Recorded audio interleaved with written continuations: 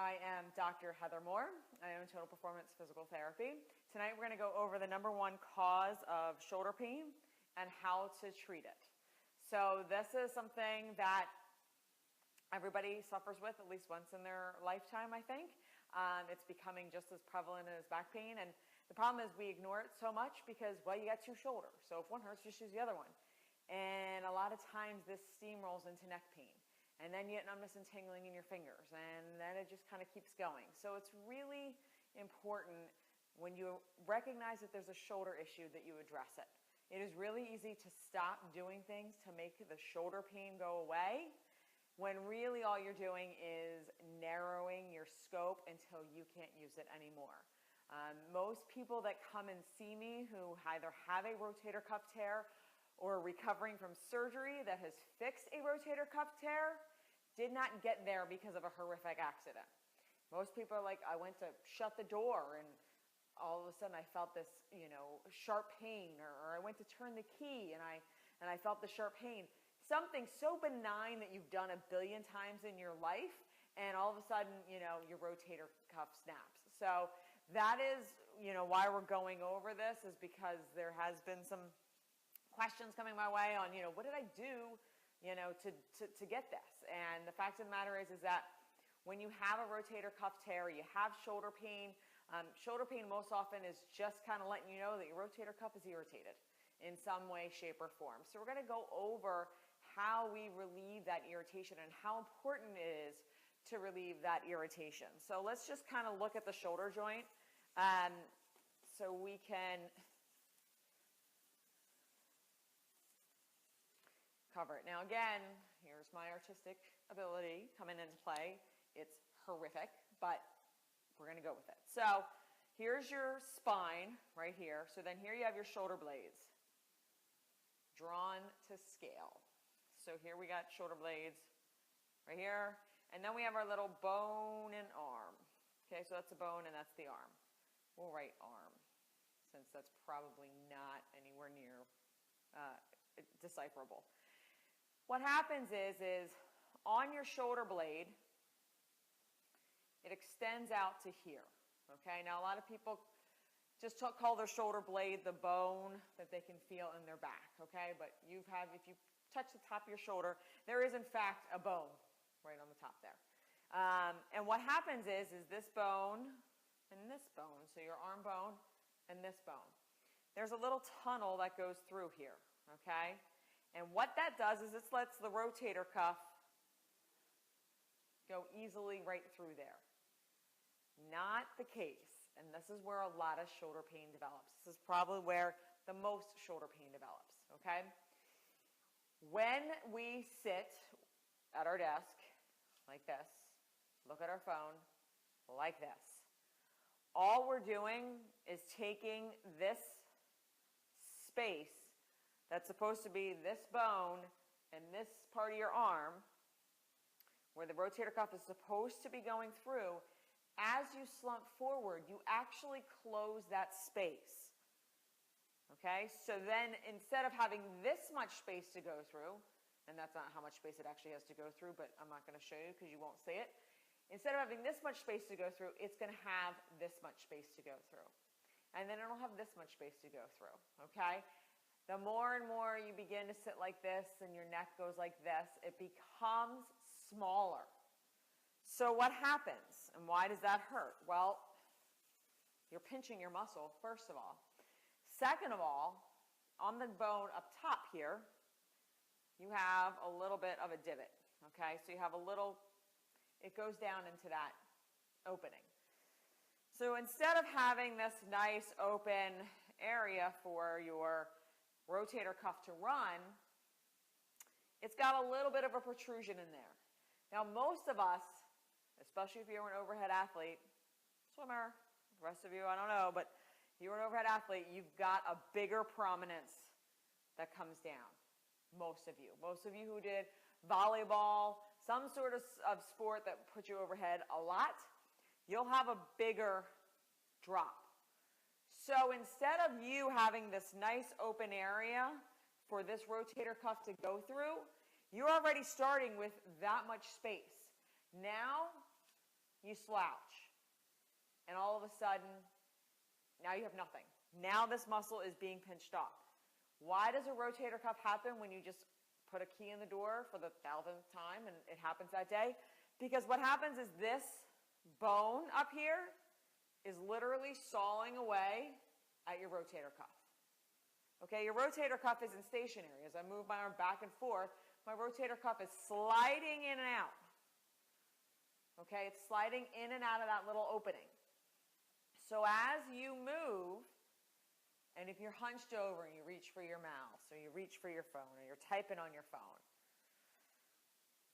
that bone up top is literally sawing like that on the muscle, okay? So that's why all of a sudden you're just going to put a key in the door, or you're going to lift something and it's going to go bam, and you're going to go, oh my gosh, I can't move my arm. And you're like, I didn't do anything. I just opened a door. I just lifted something. Well, it gets to the point where it's just a thread, and then it goes away. Now, most of us ignore it. Most of us, until it actually snaps, ignore it. Because we can make do with other parts of our arm. All right? We can make do with other parts of our shoulder. So we ignore it. And that's where the sawing comes into play. Now, if you're lucky enough, only hurts right there. Okay? And that's why a lot of times when you change position and be like, I have like shoulder pain. It doesn't always come. There's no real reason why it's there. It just comes and goes. No, there is a real reason. It's because when you sit like this and you push on that muscle and you shut off some of the blood supply, and then all of a sudden, like, you sit up straight, or you change position, or, you allow that space to open up, all of a sudden there's a rush of blood in there. Relief. Now, what normally will happen, and what we usually see, because everyone waits forever and a day to get treated, is we wind up seeing people when they have neck pain, when they have a rotator cuff tear, okay? Because it doesn't just stop at this poor posture, which is the biggest cause of shoulder pain out there. And I know those of you who watch all my videos are like, if this girl says the word posture one more time, but it is. And there's no fix for it. There's no way to be like, oh, well, I'm just going to show you how to work around garbage posture, because it doesn't work. You either do it or you don't. And if you don't do it, then don't complain to me that you hurt, because I can't fix you. Neither can anybody else if you just want to sit like this. Go for it, but you have to accept that you're going to be in pain, okay? And then what happens is, as the shoulder begins to hurt and that space becomes smaller, the muscles up top here's your head, yes, and here's your neck, and here's your muscles that attach to your shoulder. Again, very sophisticated drawing. What happens is you're going to start to shrug your shoulder like this, totally subconsciously, all right? It is going to happen when you don't even realize it. And then all of a sudden you're going to be walking around and your shoulder's going to be like this. All well and good if doing this didn't close that gap even more. And what happens is, as you close the gap even more, now you're starting to get nerves that are coming into play here, okay? Nerves that start at your neck and go all the way down into your arm. How many people started with shoulder pain that now they have numbness and tingling every once in a while? Yeah, a lot of people, that is the course that it follows. If it doesn't go into a cuff tear, it goes into numbness and tingling. If you have shoulder pain and it is noticeable and you have it and you realize that, man, I know the last time I woke up with shoulder pain, it was last Tuesday or it was last month, you have a problem that's not going away. And when it does go away, you're just tricking your body into making it better. And your body will compensate and it'll do whatever until it can't anymore. And then you're in here for months as opposed to weeks. So this is your nerve that goes all the way down into your hand. You get numbness and tingling. You can't feel your arm, okay? You're getting pain down into the side of your shoulder. Anybody? Pain down into there? Very common with shoulder pain, okay? That's when things start to progress and get worse and worse and worse. Now, just kind of a side note that I need to say, because this is my world and I live in it. There is no magic pill, okay? None. So just like if you go out and you eat 10,000 calories one day, you're not going to gain 50 pounds, okay? So if you wake up and you're in incredible shoulder pain, and you're like, I'm going to fix my shoulder, I'm going to sit in good posture, and you do that for one day, it is not going to fix it. Your pain will not go away. I promise you. You might feel a little bit better, you may feel nothing. It depends on how far it's gone along, all right? So don't expect to sit properly or to get a standing desk and change your posture one day and be like, that girl doesn't know what she's talking about. I'm still in a lot of pain. This is awful. Yeah, you're going to be in a lot of pain. If you're in a lot of pain now and all you do is correct your posture for one day, you're going to be in a lot of pain, okay? You're going to need to set reminders for yourself, all right? One really good way to do it is to set a reminder on your phone, set a reminder on your computer every 15 minutes.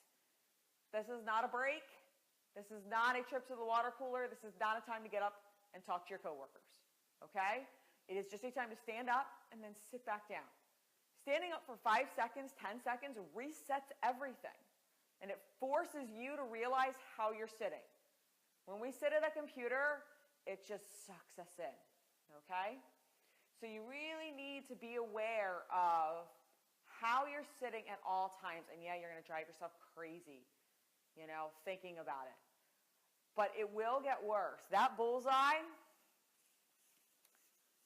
here's my bullseye that we talk about a lot. My bullseye, we're out here, you got your throwing, you got your, you know, weightlifting, you got your whatever, running, although running's not too effective with the shoulder pain. But out here are all these activities that you like to do, swimming, all right? But, you know, you don't really need to do it. So you stop doing it. And that circle goes away, okay? Because now you've limited it. You've limited your life because your shoulder hurts. But it's not a big deal because you didn't really, you know, whatever. So you miss working out. You're cranky. You gain weight. But all in all, you're still able to do everything. This in here is reaching overhead with like a gallon of milk or reaching overhead to put things away. Okay? Reaching. You know, the basic things that you kind of have to do sitting at your computer, driving.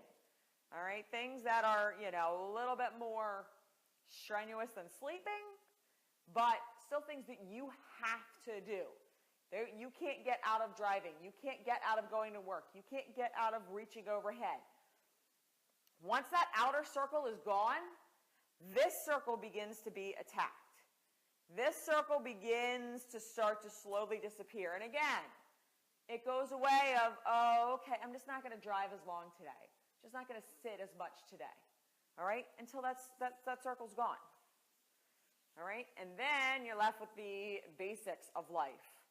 Sleeping. Okay? You can't even sleep. You're in so much pain. Once that goes away. This is where we usually see people too, is when they can't sleep anymore because it's just, they lay on it and it shoots them through the roof, or they can't even lay on it because it's in so much pain. This takes forever and a day to get better from. If we see you when you're just starting to limit the activities, like swimming or weightlifting or whatever, gardening, if we see you then, we can get it better like that. When we see you and you're here, we have to go through ebbs and flows and plateaus and frustrations for us and frustrations for you. So don't put it off until this becomes affected.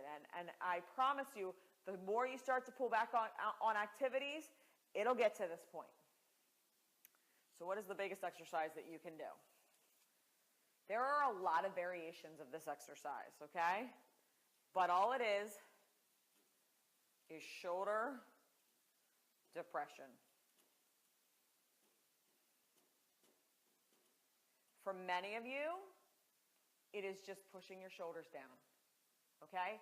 And it's telling yourself to do that 1,000 times a day, okay? Because every time you look, you're going to be up here. For some of you, you're going to put your fist on a table or on a ball, and you're going to push down, okay? And that's going to be a shoulder depression. It's the same exact exercise, just adding a little bit more resistance. Some of you are going to take a cable column at the gym, bring it down, and start to depress your shoulders. Okay? A really good overlooked exercise, which opens up that space that causes so many problems. Okay? I can't tell you how many times I assign this exercise to people who are in extremely good shape and they can't get through 10 without fatigue. All right? So, why they're in here with shoulder issues. All right? It makes a big difference. Start off by just seeing every time you check, set a reminder on your phone. Go in there and check. See where your shoulder height is. Push them down. See how high your shoulders are. Push them down. And if you're finding that that's becoming more of a pattern and when you check they're not up anymore, then go ahead and add some weight. Go and get the cable column at the gym and just start doing this. The exercise is not this. We are not working triceps, okay? I see this a lot when I assign it, all right? It is a small movement. It's just up and down, okay? If you put a bar in your hand and you shrug up, that is the exact opposite of what you're trying to do, all right? So I see a lot of people doing shoulder shrugs and nobody's doing depression. Trust me, most people's upper traps, if you shrug your shoulders, you're not going to push them down. But yet, if you ask them to push down the same amount of weight, they're not going to be able to do it. Or if you ask them to sit on the edge of a table and push their butt off the table 30 times, they're not going to be able to do it.